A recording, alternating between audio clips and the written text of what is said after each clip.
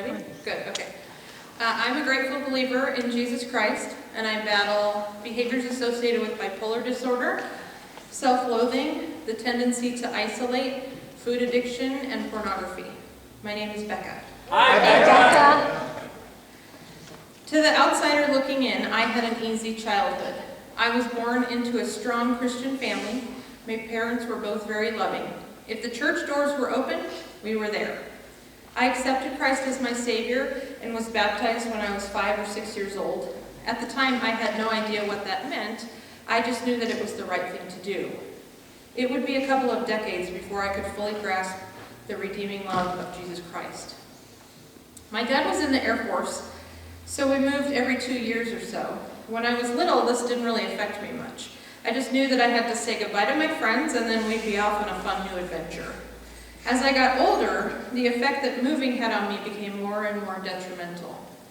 You see, when you move over and over and over to a different state and town each time, there's a slow shift that happens in your psyche.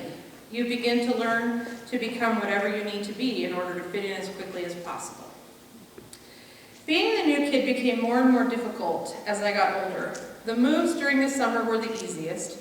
When school started, I was just part of the chaos of a new school year. The moves in the middle of the school year were the worst. In most schools, kids have all grown up together. They know each other and they have history. Infiltrating their ranks is nearly impossible. In 5th grade, we moved in the middle of the school year. I was a sheltered, dorky little girl with huge buck teeth and a haircut that made me look like a sheepdog. I knew no one but a boy named Jared who lived down the street from me, and I was just asking to be picked on. A boy named Mike decided to rise to the occasion. He announced to everyone that it was ridiculous that I was called by the back half of my name, Becca, and decided to call me Reby. After all, nobody called him O. Most of the other kids in my grade joined right in. I'm sure that Mike had no idea what kind of damage he'd done, but he'd just taken a chunk out of who I was. He had told me that who I was at a fundamental level was wrong. That year, I received a total of 1 Valentine card in the paper bag taped to my desk. I grew up in the late 1900s, and back then, teachers didn't send home a list of everyone in the class so they could make sure everyone got a card. You just got what you got in your paper bag. That Valentine was from Jared. He's the only friend I remember having during that entire school year. In junior high, I moved from friend group to friend group, just trying to find my identity. I thought that the secret to knowing who I was lay somewhere in one of those groups. I was still strange, though, so people held me at arm's length. My parents were terrified that I would be influenced negatively by the outside world, so the only types of music I was allowed to listen to were Christian and oldies. Though I grew up in the 80s, I have no attachment to the music of that era, making me, once again, weird to others my age. In 7th grade, my parents gave in to my begging and pleading to be allowed to be normal and allowed me to listen to secular radio for 1 hour a day. I quickly figured out that I could make a tape of the radio and listen to it on the school bus, thus extending my terrible, horrible, no good, very bad exposure to the evils of modern music. This was my first memorable experience of deceiving my parents, a skill that I would master during my high school years. I first learned about sex as a kindergartner or 1st grader. Having grown up in a home where no one talked about anything herself, my mom was not good in uncomfortable situations, so having the talk became my dad's job. I can't imagine how awkward that must have been for him. I have since learned that it made him so uncomfortable he decided he wouldn't do it again, so no knowledgeable adult ever educated my sisters about sex at all. What I learned from the whole situation was that sex was embarrassing and not something we should talk about ever. When I was in elementary school, we visited my family in California. When we visited, I always stayed with my cousin Jennifer. She was my best cousin friend. I thought she hung the moon. One day, I accompanied Jennifer to a babysitting job where she introduced me to pornography. We watched a tape on the couple's video camera. That night, Jennifer decided we should try out the things we'd seen. I knew it was wrong and I felt violated and dirty. I could not, however, tell anyone because sex is a secret and embarrassing thing that no one talks about. At the same time, I felt excited and it felt good to have such a secret. I was incredibly confused, and it was the first time I felt like a part of something. When we returned home that summer, I took it upon myself to introduce the girl who lived a few doors down to the same experience. The summer between 7th and 8th grade, we again visited our family in California. At Jennifer's urging, I did my hair and makeup, which I'd really never done before, at least not at that level, and put on her tightest fitting and, as she put it, sluttiest clothes. The purpose of this exercise was to seduce my male cousin, who was a couple of years older than I was. I was so hungry for approval that I went along with the plan wholeheartedly.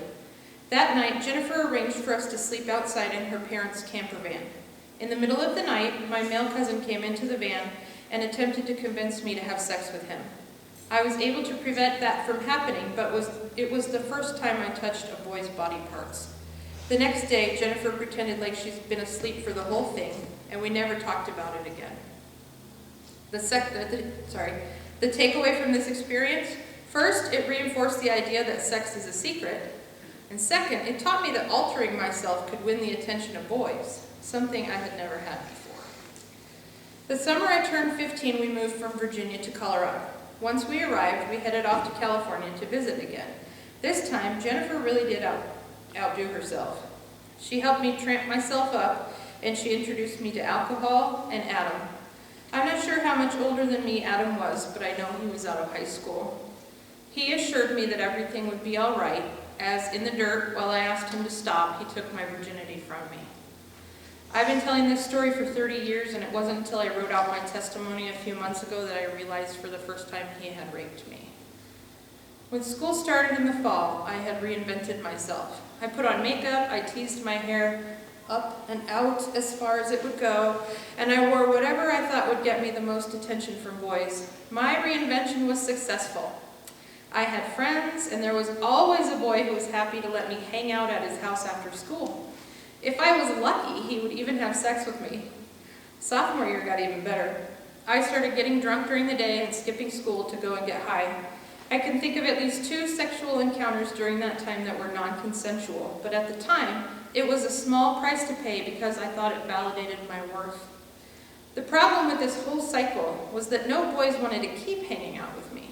In fact, some didn't even want anyone to know they'd been hanging out with me to begin with. Life lesson number whatever here: I am a shameful secret that no one wants to admit to being with. I have 0 worth, but I thought surely there's at least one boy out there who likes me for me. I'll just keep doing what I've been doing, and I'll find him. I looked in bedrooms and basements and all kinds of other convenient locations, but he was nowhere to be found. By the middle of junior year and our next move, I was nowhere to be found either. I had lost myself completely. The great thing about moving every couple of years is that if you don't like who you are, you can just change your whole self and become what people like. Military dependents are sometimes referred to as chameleon kids because we can adapt to whatever the situation demands. The problem is that we lose who we are in the process. At least that was true for me. Our move to Cape Cod during my junior year was a helpful change. I turned my failing grades into A's. There were a few boys who I allowed to use me as their plaything, but it was not nearly as bad as it had been in Colorado. None of those boys wanted anyone to know we'd been having sex either, and since they made me feel wanted, at least for a minute, I was willing to keep it secret. I graduated somewhere in the middle of my class, an anonymous girl who no one would remember. A year after I graduated, we moved back to Colorado.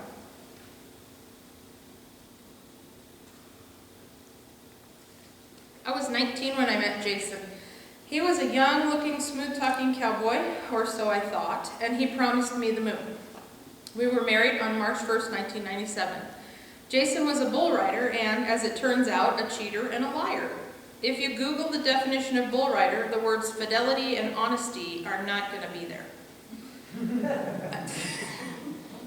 I'm not sure when the affairs began, but by the time I'd had enough, there had been at least 10 other women. We have a daughter together. Her name is Courtney, and she was born in 1998, 13 months after Jason and I were married. In addition to the affairs and the lying, Jason was also physically abusive to me. I filed for separation from him about 3 years into our marriage. For quite some time, he moved in and back out as I did everything I could do to save us. Marriage counseling, retreats, pleading, crying, and praying did nothing. Eventually, I found a company that did leadership and personal growth training. This training changed the course of my life. It helped me find my power and began to illuminate my self-worth. I finally filed for divorce, which was final on March 1st, 2002, our 5th wedding anniversary. I call it my divorce-iversary. The training I took allowed its graduates to come back and serve as staff for new seminars that were beginning. In June of 2002, a long-haired, sad, broken shell of a man walked into the room, and I was fascinated by him. His name was Arthur. Over the next several months, I watched him grow into a strong, amazing man who began to recognize his own worth. This was only months after my divorce was final, and I was not looking for a man. I was an independent young woman who had discovered my strength and was beginning to understand my value. A man was not what I needed. Nevertheless, a man was what God gave me. I was challenged to go on a date as an exercise in growing my comfort zone. The purpose was for me to have to be vulnerable and ask a man to acknowledge my value by asking him to spend time with me in public. I took the easy way out, and I told the man I was not looking for, I have a stretch to go on a date, and you're going to take me. How could he refuse my alluring proposal? What I failed to mention here is that I was his assigned life coach at the time, so literally, how could he refuse? We went on a date, and the rest is history. 6 weeks later, we were married, and it's been 19 and a half years. Those 19 years...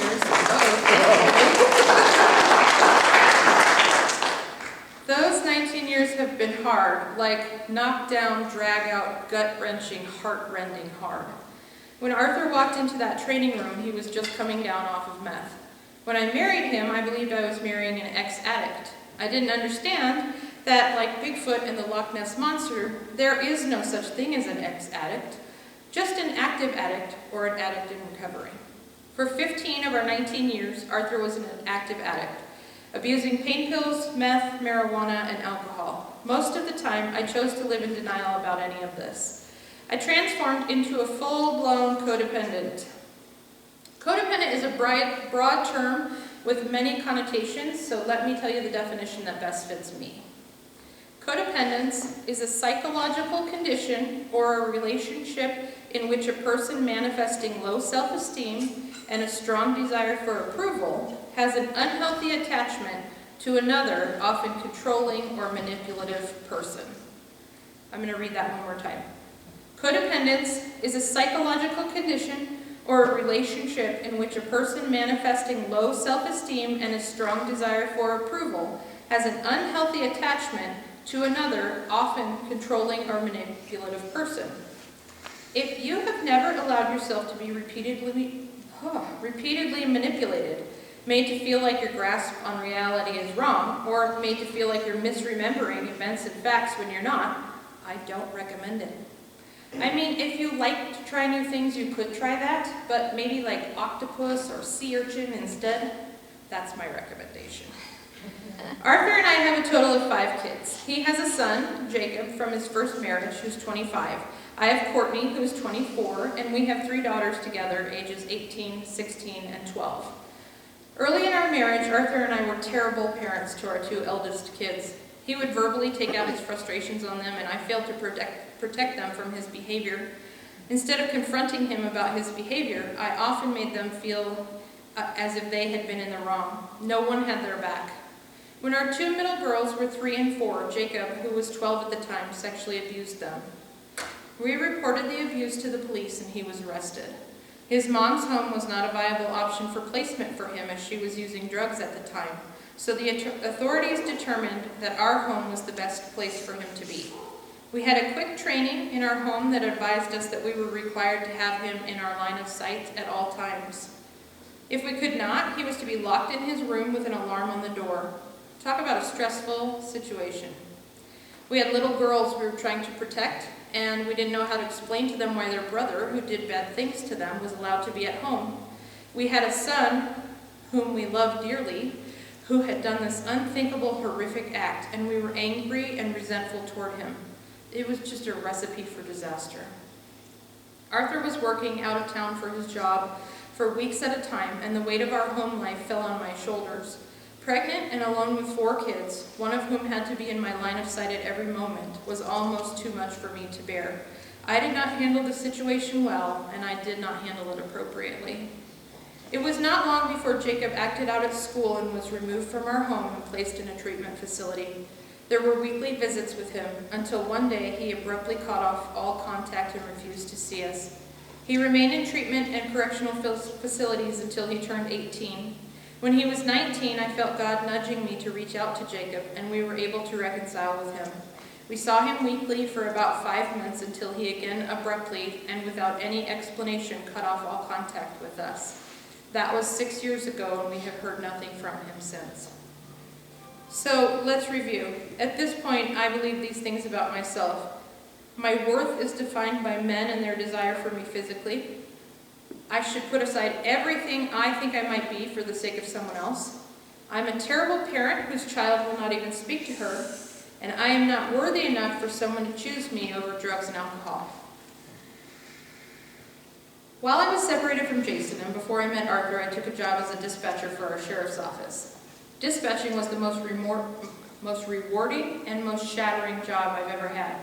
I love the challenge of solving problems in fast-paced, stressful situations. There is no ego boost quite like helping someone administer CPR over the phone and hearing that it was successful, talking someone out of committing suicide, or being the person who gives life-saving directions to a woman as a man charges her with a knife. It was an amazing feeling. It's an adrenaline rush like no other.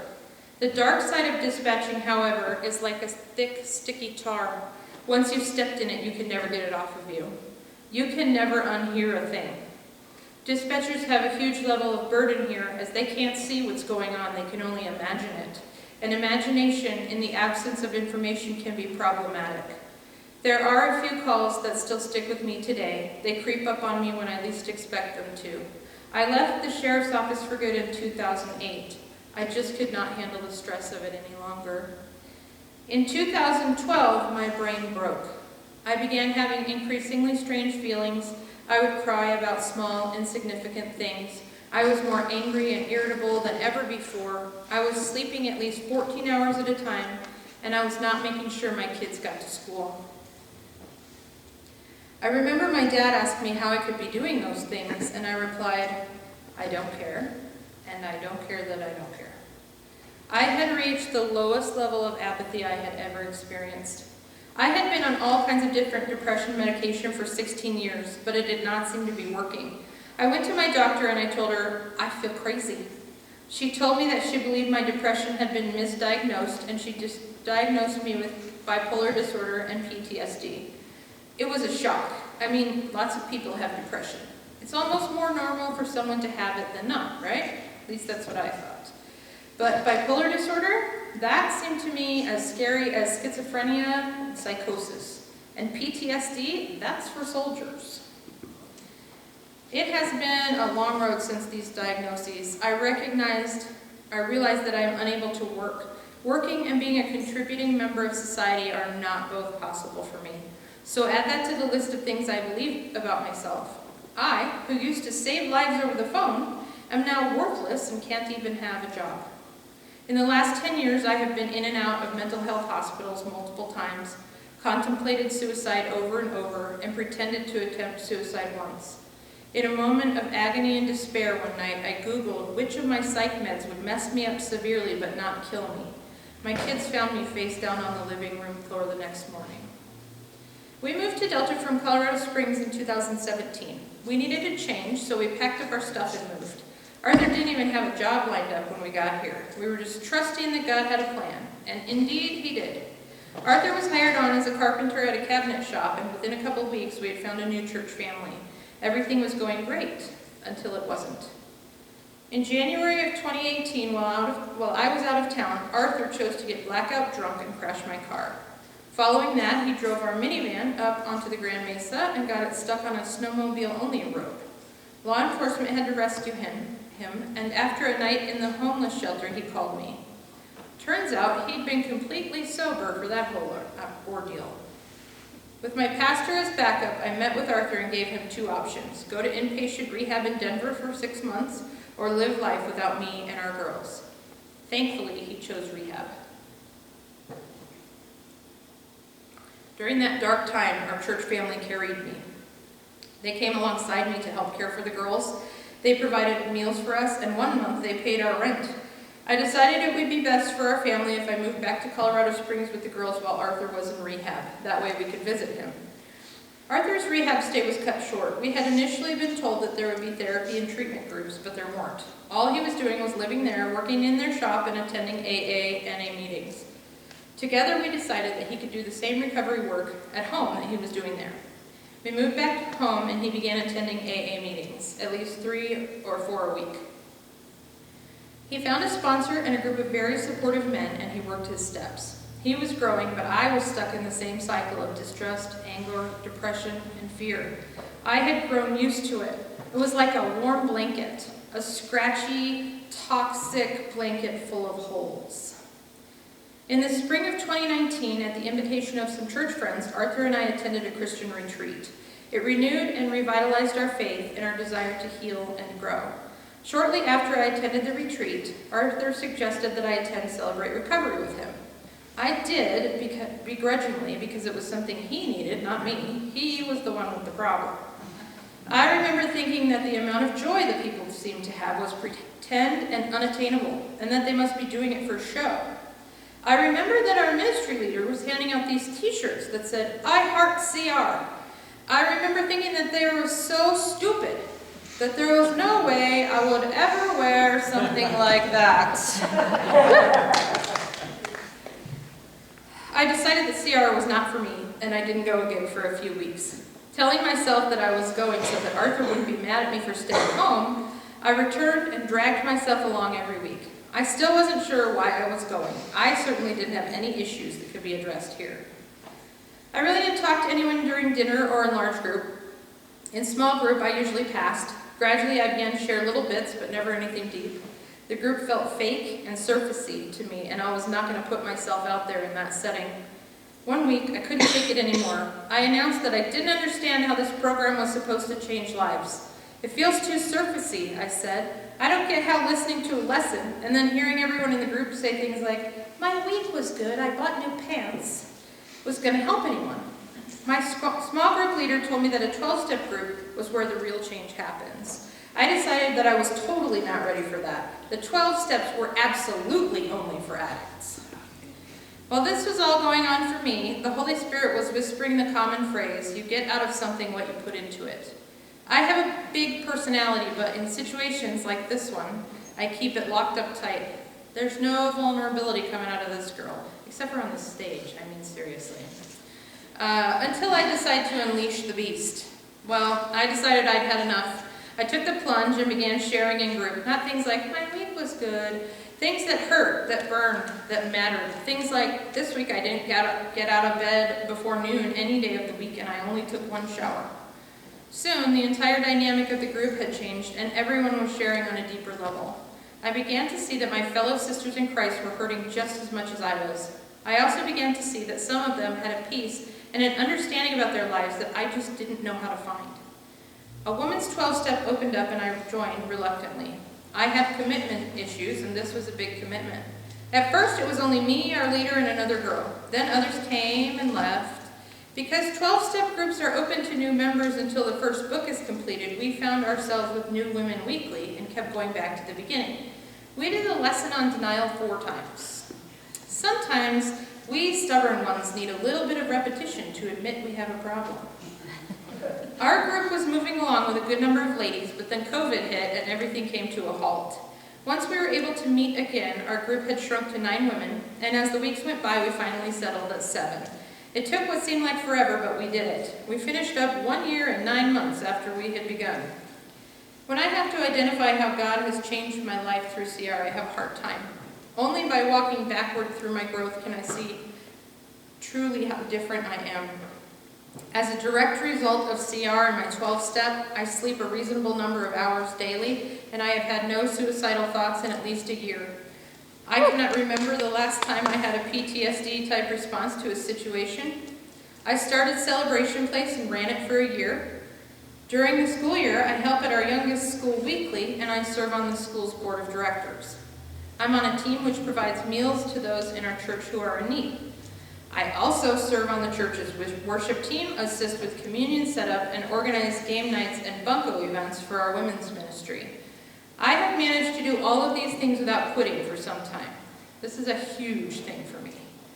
My recovery has also helped me grow to be a better friend. Rather than wait until people reach out to me and see how I'm doing, I proactively contact them to see how they're doing and how I can support them. I hate talking on the phone. I mean like loathe, despise, detest, abhor, hate talking on the phone, which is not a secret to anyone who knows me. But now that I'm on the road to recovery, I'll do it. I'll reach out to friends by calling them, and I'll actually answer the phone when they call, something which usually takes them by surprise. That may seem like a small thing to you, but it's a huge indicator of my growth. When I finished my 12-step, I felt like I had made so much progress. I had finally reached the peak of the mountain I'd been climbing for so long. But early this year, I began feeling super overwhelmed. I felt as if I was at the top of that mountain getting ready not to just slip back, but to free fall back to the bottom. After much thought and prayer, I was able to identify the cause of these feelings. I'd been pouring so much energy into Celebration Place that I forgot I also needed to fill the tank, and I stopped pursuing my own forward growth. I forgot I was important. I forgot that I mattered. When I identified all of this, I'd been in Celebration Place every week and had not actually attended CR for 11 months. I began isolating more and more. I skipped church for 3 weeks in a row. My daughter told me she was worried about me. "When you start skipping church is when you go to the hospital," she said. Ouch. Now, you might wonder, didn't Arthur notice this? Didn't he say something? He did notice, but I'm not always open to feedback from him. And he's learned to quietly wait for God to whisper the truth to me, or hit me upside the head with it whenever the situation calls for it. I realized that something needed to change, but I didn't know how to make it. I cried out to God literally in my car. I pleaded out loud, "I am powerless to stop this situation. You have to take this from me." I met with some of the pastoral staff of my church, and they advised that it would be best if we closed down Celebration Place until a more robust leadership team could be set up to support it. That decision alone made me feel like a huge weight had been lifted from me. There are certain types of sharks who must swim in order to survive. If they stop swimming, they stop receiving oxygen. They move or they die. I choose to move. In the words of Dory, "And with God as my oxygen, I'll just keep swimming." I currently facilitate a 12-step group. I will continue to attend CR, and I will continue to serve at my church, and I will continue to serve with my fellow believers. Thank you so much for allowing me to share with you my journey of redemption and healing.